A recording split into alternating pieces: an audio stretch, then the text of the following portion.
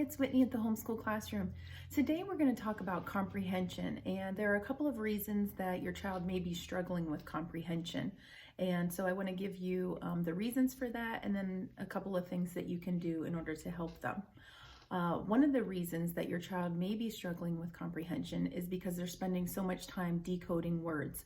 That means trying to figure out what the word even is. Maybe it has a lot of syllables, or maybe they're just not real good with phonics, and so they're spending a lot of time thinking about the letters, sounds, in order to solve the word, that they're not focusing on what the story is overall.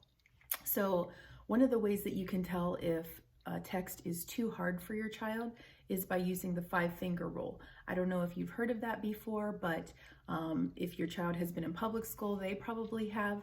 The 5-finger rule means that you open up your book to any page and your child starts to read it. If they stumble on 0 or 1 word on that page, then that book's probably too easy for them. You do want a little bit of a challenge for them. If the book has 2 to 3 areas that they kind of have to slow down and figure out the word, then that book would be just right for them. If the book has 4 words on it that they're struggling with, then they could try it, but it might end up being too challenging. If the book has 5 words on it or more that they're really struggling whether to decode or to understand what they are, then that book's just too hard, and that's not a good fit for them at that time. So one of the reasons they might not understand it is because the book is too challenging. They're spending too much time trying to figure out what the word is before they can even understand what the story is trying to say. Another reason your child might struggle with comprehension is maybe they're really good at decoding and reading the words phonetically, but they don't have the life experience to understand what the story is about. Just because a child can read something or say the words accurately because they know like the phonetic rules doesn't mean that they actually have the experience to understand what it's all about. I know my child did an assessment with her aunt several years ago as part of the aunt's college course, and she said that my daughter was reading at a 7th grade level. I think she was in 3rd grade at the time, but she got dinged a lot on the comprehension. What she read was about World War II. What she knew about World War II was not very much.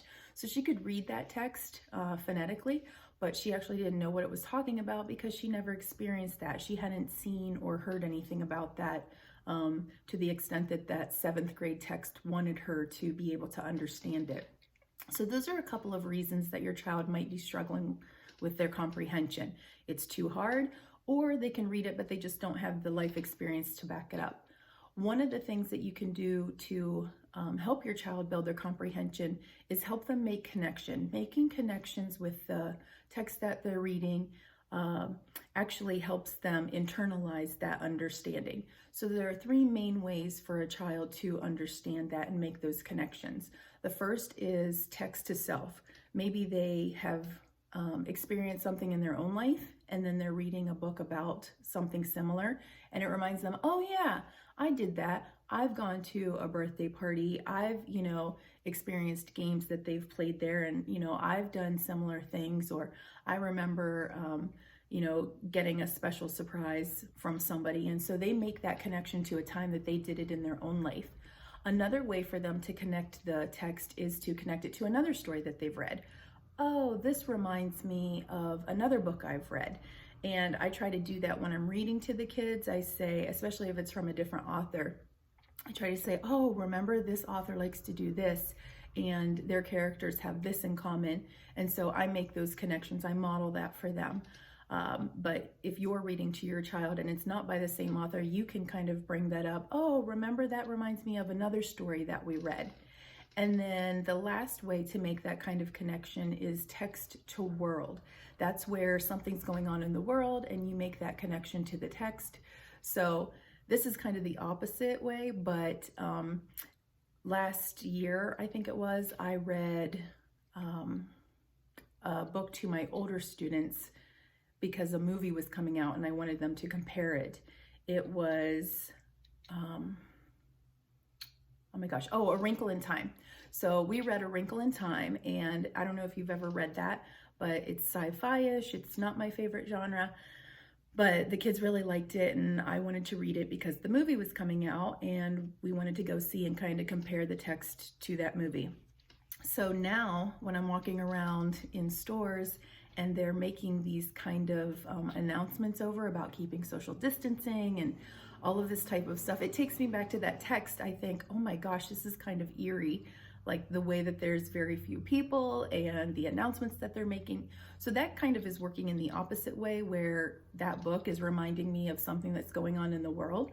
But making that connection text to world is something that usually the child, is reading a book and they can say, oh, this actually, I've seen this happening, or this is in the news, or something that I'm aware of that's going on, that it reminds them to make that connection as they're reading that book.